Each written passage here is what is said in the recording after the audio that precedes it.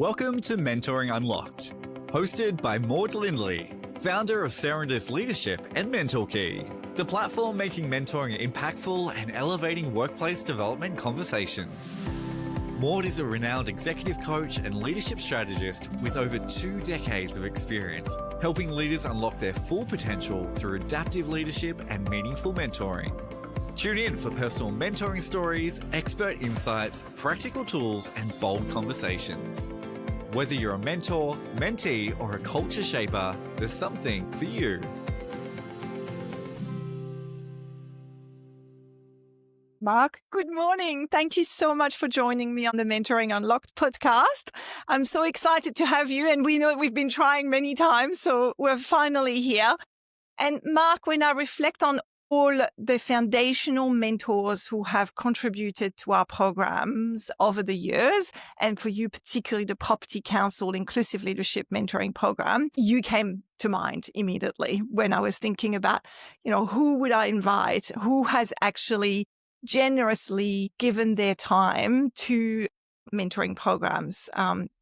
You were one of the top ones to come to mind. Thank you. It's a pleasure to participate. Thank you so much for joining us. You're head of development at Investa. You've been in the property development business for 25 years. I was thinking about which of your children, as in the construction babies, the legacies that you're leaving would be most memorable for you. 60 Martin Place, would it be one of your 60 Martin Place is certainly a trophy, and it was a long road, road working on that project, and something we're super proud of at Investa. My previous role was the Commonwealth Games Village in Melbourne, and that stakeholder group and the leadership of 600 people on site with a deadline that was coming whether you liked it or not, where there was 6,500 people getting off a plane and they were coming to the athletes' village. So there was no extensions of time. There was numerous stakeholder challenges along the way. So that was really foundational in my leadership and what worked and what didn't work in dealing with all levels of the numerous stakeholders. But if I look at my time at Investa, and I've been there now for 16 years, 60 Martin Place is certainly one of the trophy assets and something I'm extremely proud of. The way you talk about the Commonwealth Game project sounds a little bit more like the journey of wounds to finally finish on something. Well, 60 Martin Place sounds a little bit more peaceful. I think the difference was I had to move to Melbourne for 4 years to do the Commonwealth Games Village, and moving out of your comfort zone and finding a whole new group of stakeholders to manage and deal with. From planning through to client with the Victorian government through to, the unions and the subcontractors that I didn't particularly know so well. It was foundational for my leadership journey. And luckily I was able to transfer a lot of those learnings into projects that we've done. Barrack Place in Sydney, I'm extremely proud of, at 151 Clarence Street. It won the Australian PCA Development of the Year Award. Amazing. 60 Martin Place, as I said, is something we're super proud of. It was an important asset for the company in challenging economic times, and was super successful from completion. So extremely proud of that. Mark, what has led you to development? What have been the key highlights of your career? Tell us a little bit about what has happened to lead you to this role today. So I originally did civil engineering at UTS as a degree. And then later on in life, after working at Civil and Civic and Lindley, I progressed to a Masters of Property Development when I joined the Sitter Property Group, who were very supportive of me expanding that development skill set. Property for me has always been a tangible outcome that you can work hard, but then touch and feel the product of your work. When I was in year 10, I did 2 weeks worth of work experience as an accountant, and very quickly realised that balancing a financial statement or a balance sheet, a P&L and the like, whilst I could do it, it wasn't something that I necessarily got a whole lot of satisfaction from. So I quickly progressed into engineering, where it was more tangible and you could see the outputs or the outcomes of, the day-to-day working life. So for me, that's probably an engineering brain, wanting to have something that's contributing to society, making differences to people's lives. That was always important. So I think property for me sort of ticks all those boxes. It's challenging. There's a bit of engineering, maths and financials in all of that, but you also on a day-to-day basis is seeing the progressive outputs of the work. and interacting with people and having to think about what's going to make an impact to society. So the way you describe it is like, I'm thinking, who would not want to be in development? Well, I think the good thing of developments is you're dealing with so many different stakeholders along an extended journey or period of time that you're literally having a skill set that how do you deal with a wide variety of the social fabric of society. Yeah. And I enjoy that. Like, if I take it back to the Commonwealth Games Village again, we had the Queen come out on completion. If you look at working through the process to finish with the Queen coming out for the Commonwealth Games Village was a highlight. Early on in my career, I worked on Fox Studios at Moore Park, now called the Entertainment Quarter. Again, I was a young engineer cutting my teeth. I didn't know what I didn't know, but what a journey, and exposed to so many different, highly skilled people that became leaders that I wanted to follow, but also cherry picking from each of them, the good skills that were transferable that I thought I could influence my career by picking up some of those skills that would make me a better development or property person. So. Well, that's a great segue. Tell me about the mentors along the way who have shaped who you are. What are the foundational moments of mentoring? So I've been extremely lucky and had numerous mentors along the way. When I first started at Lindley, had numerous mentors, as I said, highlighting different people that had skill sets that I wanted to follow. I was lucky enough that the branch manager at Civil and Civic at the time was my final interview. He became a very good friend in the long run, but also a great mentor. So learned an awful lot of him about construction, the journey, all of the key elements. And I actually went on to work for him outside of Lendlease in my next role with Sitter Property Group. But Mick Caddy was an excellent mentor, and I've taken away a lot of his qualities. I've told that quite often. So he was sort of foundationally someone that I looked up to and gave me a lot of the core skills and sort of mentoring guidance that I needed when you're young and the like. When I got to Investa, I've been lucky to work under some fabulous people, some fabulous CEOs, but also David Baskey was our chair. He passed away a couple of years ago and left an immense legacy in the property sector, and certainly at Investa, because he was the chair at Investa for 11 years. He was just such a great mentor. He had your back. He loved property. Yes. So that helped. He loved developments. He was someone that I would, go to, but also learnt so many good takeaways with David about, managing the process, managing people, always being honest and, admitting what was working and what wasn't. And then other mentors, Pete Managazzo has been a fabulous CEO and leader. I got to work under Jonathan Callahan for many years. So really the investor journey has been, a bit of a privilege in giving that guidance and that opportunity and exposure while also working on some fabulous projects. So I feel very privileged to do that. I'm currently participating in the Mentor List mentorship program. So that's been my mentor or group lead in that is John Meacock, former global strategy lead for Deloitte. He's been extremely good at giving me guidance outside of property. So not that pure property guidance, but a more broad cross-section of society. And, we have over 1,000 tenants in our buildings, so they're not all property people. And yes, property in delivering my role is important, but you're having to interface and you're having to show interaction and guidance across a broad sector because the tenants at the end of the day coming into our buildings are our key clients, as are the banks and our capital partners. So that has been an area of growth in the last couple of years while I've been participating in Mentor List. So privileged to have had that exposure to people that I would say are good leaders across the broader economy or economic sort of landscape, but specifically to property. I think it's quite a privileged area to work in and delivering some great assets with teams, and that is who you collect along the way and people who collect you and give you that guidance. That's been invaluable. So Mark, you mentioned so many people when I ask you, what are the foundational moments of mentoring, but particularly it felt to me like you were telling us about role models, people you have worked with, who have inspired you. Would you say that those mentoring interactions were therefore quite ad hoc, not necessarily structured? that you were receiving that mentoring through an organic, I guess, relationship of leadership?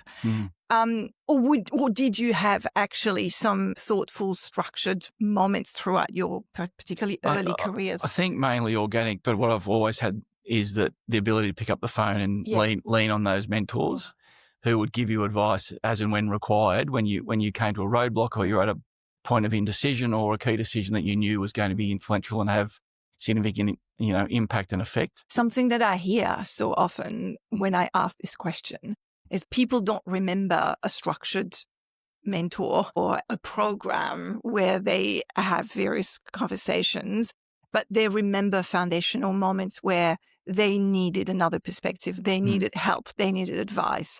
And they called someone who gave them that perspective that was not just helping on the moment, but also gave them immense growth in the way that they developed a leadership capability or even their mindset. What would you say over the years as developing as a leader and eventually the head of development, what have been some of the foundational insights that you've had that have shaped who you are as a leader?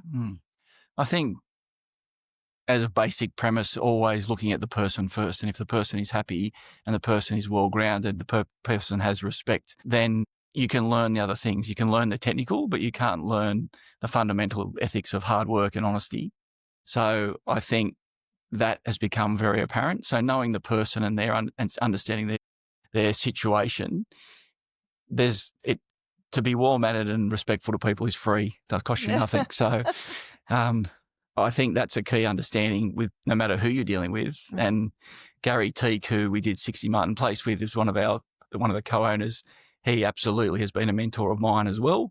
Yeah. And when I first met Gary, we were doing a, $800 million plus development, and I hadn't met Gary. And Gary said, "Let's sit down and have a cup of tea." Knowing this person was going to give us an awful lot of money to develop a premium grade asset, Gary's lesson to me there was very much know the person first. Yes. And I think that's resonated with me since the 60 Martin Place project about how important it is to know the person you're dealing with and understanding their key drivers and key fundamentals, what's happening in their world before. And Gary's take from that was know the person before you do business with them.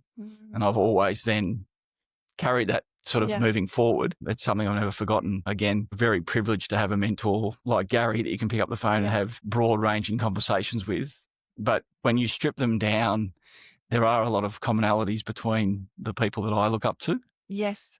So you then try to take those key attributes with you as you go on your own leadership journey and you influence other people. Yeah. So, Mark, this is striking because you're an engineer. You did a civil engineering degree. And so we wouldn't necessarily expect someone with that structured, I guess, analytical mind to place at the heart of everything they do the knowledge of others, like the deep understanding of their stakeholders. But that's obviously been something that's resonated with you and it's been a strength. And I would say from the very early moments that you and I have started professionally interacting, I remember that you're someone who makes the other person feel at ease, that you are someone who will make the other person feel safe to be themselves. That's very much actually reflecting on my interactions with you. That's very much what resonates. Well, I think everybody's trying to get by in life and everybody, of course, wants to do their best. So the more you can encourage people to support that journey, the better, performance and outputs you get from those people. So if it's a safe place, if they can bring their whole self to work, that benefits. It's a win-win. And from my early Lindley days, they always talked about the win-wins. Yeah. How do you find the win-win to benefit all? And that has very much stuck in my mind that's a situation that you should strive for at every opportunity. Yes. Doesn't always happen. Sometimes it's a lose-lose, but even minimising that lost position, I think you have to understand people and what drives them in order to unpack those challenging situations.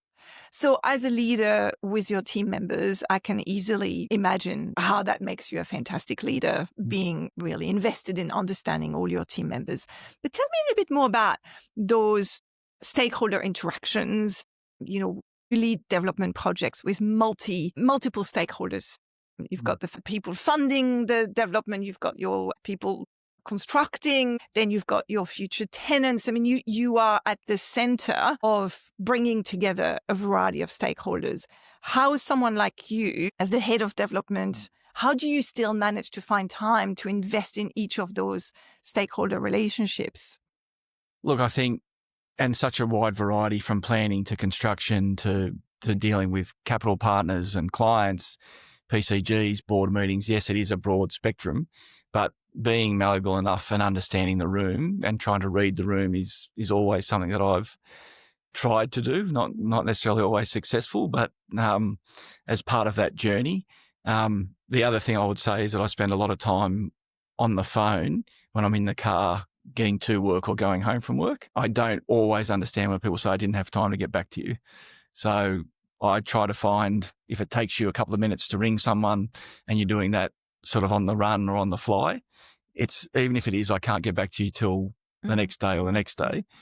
I think not getting back to people at all is something that I try to avoid and try and be respectful of everybody trying to get ahead in their own world. It's not that big an ask to be able to give someone a minute or two to give them a call back and respond to their question or their whatever they're seeking to engage on. So I'd like to think that time and effort is two-way, and it's a win-win scenario that we talked about.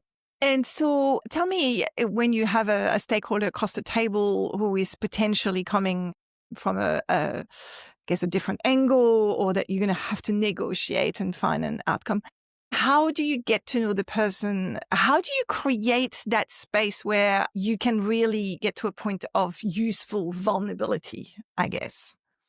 I think dealing with the difficult stakeholders that just don't want to budge, and it's a black and white binary outcome. I sort of understand the binary outcome, but how do you find the grey, and how do you, again, try and find a situation where it's more of a win-win than, one side takes all and there's nothing left on the table. Michael Cook, ex-Investa employee, was very good at saying you have to leave something on the table. Everybody needs to have a little bit of a win. And I think in commercial negotiations, that's absolutely true. And in construction contracts where, you're sharing the risk load and working out what is acceptable to both parties, it's a negotiation. You have to find the grey.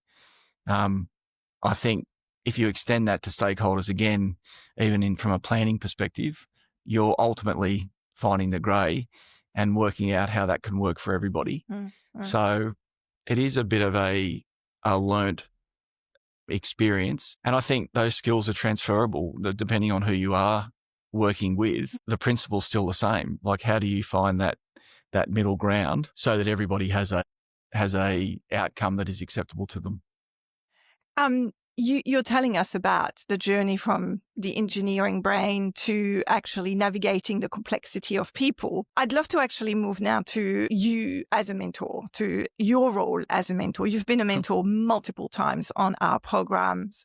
You also have committed your organization in the very, very early days to being a sponsor of the Property Council Inclusive Leadership Mentoring Program. Tell me about what you find in your role as a mentor, how you find this rewarding to the point of making time for it so often in your life. I think I enjoy meeting different people and different people from different organisations. The times that I've participated, it's not someone from your company. So that's, whilst we on a day-to-day basis mentor people internally, it's nice to get out of your comfort zone and meet other people within the industry. And it is a two-way street. You learn stuff along the way yourself, and you understand their network and their challenges, and hopefully you can contribute and share some of the skill sets that we talked about so that it shapes and changes their ways of working in their career going forward. I think one of the things that I've always tried to do is it's not just about the program. So continuing on outside of the program, still touching base, still checking in. And I try to do that with ex-employees, like people who work for me, who are no longer with us, but are still in the industry or in some cases not in the industry, and still touching base and just checking in to see what they're doing. And I do think that's part of mentorship that some people miss. It is a two-way street. As a key point, you're learning at the same time. You're providing guidance and growth to others and sharing your journey, but also it doesn't end when you walk out of the set program parameters. Like, what does that mean going forward? So I think that's important from any sort of mentor program, is you would like to think the people who are participating, particularly the seniors that are participating, in that it's not a set program with a set group of parameters, but what are you doing outside of that to extend it and make it a more holistic experience for the mentee, so that they are actually getting exposure, including to your network. So where can you introduce them to other people? So introducing, female industry participants who are mentees to other people that would inspire them. Because noting that I'm not always relatable to people that you're mentoring, but I'm confident that I would have a network where you could introduce them to people that would benefit them. And in some cases, those relationships go from strength to strength, and they endure year after year of growth for that individual. So in a way, the original mentor program was important because it opened doors to a broader network that was beneficial to the individual or the mentee. It creates those relationships that we all need to progress our career. How do you instill that skill in your mentees, or is it the center of your conversations with your mentees about that investment in getting to know someone else, in developing that relationship, and understanding how you find the gray? How do you weave this into your mentoring? So I had one mentee in particular that sort of comes to mind that wanted to talk about the technical and the problems within their business. And I had to very quickly sort of say, I'm trying to give you guidance, to give you a set of tools rather than focusing on a specific technical issue. And it took a number of months to work with that individual to transfer the thinking from an internal problem or a technical issue, and instead saying what is a broader skill set that will help you navigate. And I say this to my own, I've got two teenage daughters. I say this with maths. It's not about the numbers. It's about learning the systems or the equations or the way of working is more important than the numbers themselves. Because if you understand the way of working, you can solve any of the numbers. And I think that in many ways relates to the mentor sort of journey that I've been on, in trying to get people out of not focusing on the numbers, but actually focusing on the tools and understanding the tools that you can then apply in any situation. Yeah. What are some of those tools? What are some of those, I guess, foundational skill sets that you think as a leader you can instill in a mentoring relationship? I think understanding that there's always two sides to any problem or two sides to any story, not going in with a single focus. And I've had to learn that myself. That's been something that I've really had to work hard on. So very important for people to understand, get all the best information available at the time and make your decisions off that. Now that means talking to people and unpacking situations or challenges from their side. And unless you do that, and we all say that, making decisions is about understanding and capturing the best information available to you at any point in time. And that includes, reaching out to a broad group of people to understand it. And I think particularly with large scale development projects, you can tend to want to jump to a conclusion and an answer quickly without necessarily unpacking all of the available information. And that takes work. I think some of the mentees that I've worked with, they were a bit like me, and they started with trying to get to a solution as quickly as possible without necessarily capturing all the available information. Okay, so I think that this theme is being weaved throughout our podcast conversation, and I think it's a really important one to clarify. What I'm hearing you say is that actually, to be able to be effective in any role, really, I mean, we're talking about the development role, is about understanding all the information so that you challenge your own perspective on the situation. So you find a solution that is enriched by all these different perspectives. But what I'm hearing you say is that all the information available is not just static, analytical, factual number information. It's actually the people, understanding the people and how they perceive the situation and their perspective about what they need and what they want. So investing in the people enables you to broaden that information set and therefore find the best solutions. Absolutely. Amazing what you learn from other people that you thought you had a firm understanding on. Yeah. And then what comes out of that I always find, intriguing. And a lot of the learning comes from that. I would also have to admit, but that I have a very binary outcome at the majority of times. So I've purposely had to fight against a binary outcome to get to a point to expand my ways of thinking. And I've tried to share that with anybody that has been a mentee because it's something that I've had to fight so hard against. So that's fascinating. What you're saying is that throughout your career, you have learned to fight against sometimes your convictions. Absolutely. And another way to describe it would be you can jump to conclusions. Yeah.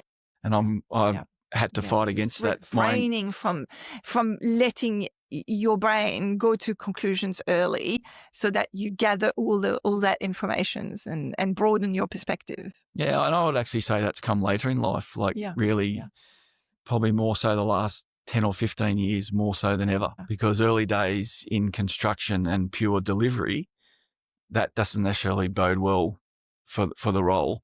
But in development and the role that I do now, particularly as a group executive at Investa, you have to have a far broader mindset. So yes, that has been a transition that's been hard work. So, okay, I've got so many questions about this. I'm going to start with the first one. We'll come back to your other questions afterwards. But something strikes me as being quite interesting in what you're saying. My observation is that over the years, my observation has been that often leaders who have strong conviction convey strong confidence. And that strong confidence is often associated with leadership effectiveness or assertiveness, or tend to, if you have strong confidence in yourself, it instills confidence that people, it instills the confidence that people have of your capabilities. So I'm not saying that I necessarily think this is right. Unfortunately, very often that strong conviction is associated with effectiveness and success. And what you're saying to us is actually you have to question yourself, fight that conviction, pause, broaden the set of information so you challenge your own conviction. How do you reconcile the contradiction that lies there? It's been a journey, and it's been something that's played out for many years of working out what is the right time to be giving leadership and direction, and what's the right time to actually take the alternate view and to step back and be a lot more open to the information gathering and others' opinions and understanding that the different people in the room may be the ones with the answers, and you need to gather all that information. And again, I go back to the David Baskey example. David was a chairman who would, at a board meeting or a presentation on a major project, would go around the room and consider everybody's opinion. And then at the end of hearing everyone's opinion, would then make a decision with the other board members about what the right pathway forward was. Complete odds to that. I've experienced other chairmen who walk in and say, "Oh, well, take the papers as read, here's what we're going to do," without hearing from those presenting the paper or presenting the background information. And it's a very contradictory leadership style. Probably 15 years ago, back to that similar sort of time frame, that to me happened in one of my early interactions with David, and the counter happened the same week. So I saw what I thought was really influential and a good leadership style versus what I thought was toxic and a really bad leadership style that had a fairly significant fallout, and it stayed with me for the rest of my career. Amazing. So, that was something that in many ways was lucky to have something so tangible that just was like glue to my brain. I've never forgotten the way that endeared the people around the room, that they were part of the decision-making, part of the process. They therefore had pride in what we were trying to achieve, as opposed to the alternate way of leading, which basically lost the room in the first 20 minutes. So, amazing. So that was the very impactful moment in your career that led you to this commitment to challenging your own binary conviction and seeking out those different perspectives. I guess what you're really describing here is an inclusive style of leadership. It's that style of leadership that seeks out to be challenged by other people and invites other people's perspectives when making a decision. How do you create, and whether it's in a board meeting or in a one-on-one negotiation, how do you create the conditions for the other person to be completely open and be willing to share that information so that you broaden your own perspectives? I think trust, as the saying goes, is earned. I think you have to have a level of trust. And whether you unpack the conversation to begin with, a lot of people we deal with, we have dealt with before, in not in every sense, but in a number of times. And if they know that you're a person of your word and you have conviction in what you say, that you can back that up, then transferring something then perhaps into a contractual document, knowing that you can rely on that person's word first and foremost, it's gives people comfort in dealing with you and through the negotiation process. So I think as a key learning, I've always tried to take that on, that a handshake is nearly as good a commitment as a 400-page contractual document that's got a raft of legalities all throughout it. Yeah. And I think if you can give people that confidence that they're dealing with someone that is trustworthy, has a strong moral backbone, that endears that openness to deal on a far more transparent platform. Yeah. So instilling that trust creates the conditions for the best outcome and the best decision-making process, because people then are willing to be open. How do you teach that to your mentees? I guess that's part of the skill set that you mentioned before. It's helping your mentees develop those relationships so that they can gather the information that helps them make the best decisions. How do you, is it something that you can help someone to develop that? Look, trust? I think you look at the different personalities of the different mentees that you get and you try and understand what their default position is. So for me, it was being binary and it was trying to come up with solutions really early in the piece. So again, understanding what their default position is and then trying to craft the advice around what is perhaps counterintuitive to them when they first sit down. And I had a good example of that recently. I was doing was being interviewed by a university research student and they just wanted to read from the script and it wasn't endearing the best responses from myself. And I said, perhaps we could not read from the script, but you can ask me the same questions and I promise you'll get an awful lot more out of the conversation. Yeah. And the individual it was only a 1 hour session, but they kept going back to the script and they were very much working within a set of guidelines. And at the end of it, I said, if you're open to it, can I give you some guidance and some advice? If you're looking to capture information that's beneficial to your research program, you'll get far more valuable inputs by understanding the questions, but not reading them in a script-like manner. And it was clear that individual was going to take a long journey to progress out of that way of thinking. An hour was never going to be enough, unfortunately. But how do people take it when basically you're telling them to unlearn something that's quite core to who they are? And that's what you're telling us is like, how do you learn your default pattern as your personality or your default leadership style? How do you learn to see it so that you can sometimes take another way? I mean, it's not easy for people to accept. Some people take the advice and transition immediately on the spot, and other people you could tell, like that example, where they were just not going to change in that time. So I think everybody's on their own journey and you have to just work with them depending on the availability of time and how much interaction you have with them. Yes. Some people may or may not get there. That's the unfortunate reality of the situation. So having an open mind, an open-minded mentee that is open to learning and open to change is one of the things that for me is important, because if you get that resistance, it's a much harder journey to then contribute to.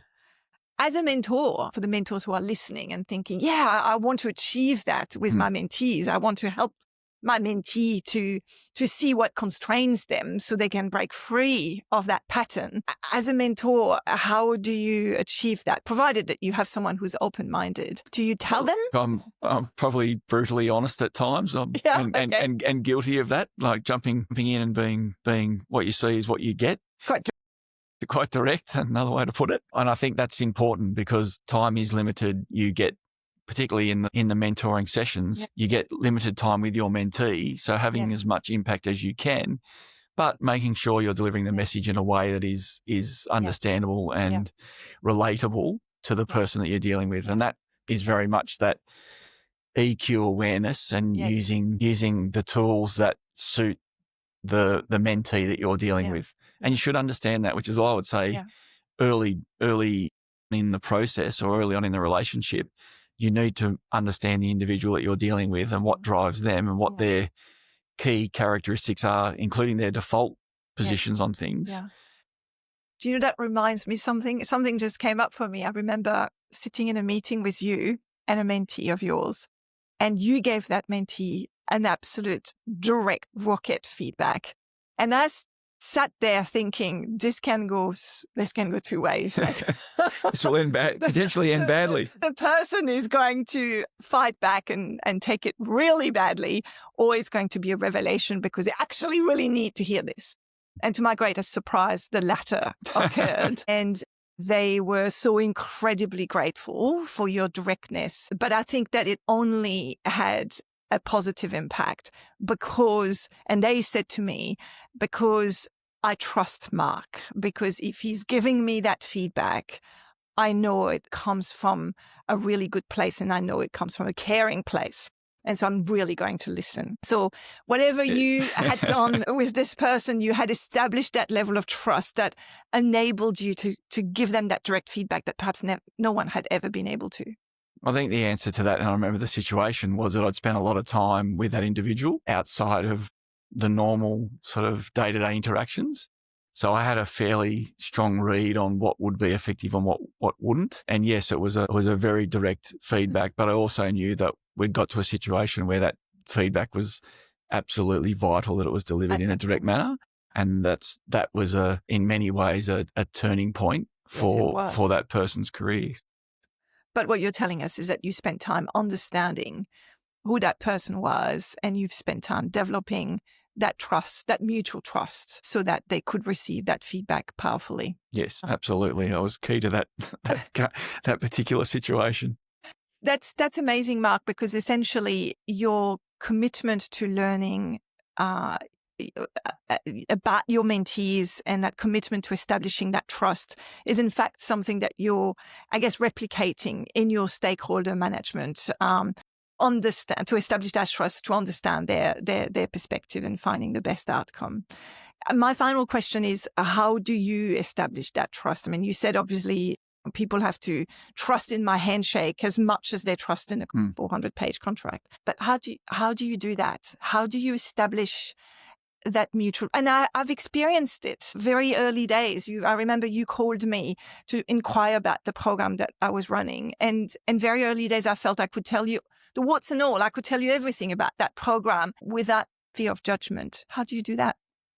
Oh, look, again, it's about investing the time in the people that you're working with. And not all situations, allow you that time to get to that point. I think having that clarity of understanding of the person you're dealing with, being open to be vulnerable, I think that's important. Yes. At times I think, people put the shutter down, and that is very hard then to negotiate with someone who literally shutters down. Yeah. And I've worked with mentees numerous times where they're the sort of people who the shutter just comes down the minute they're uncomfortable.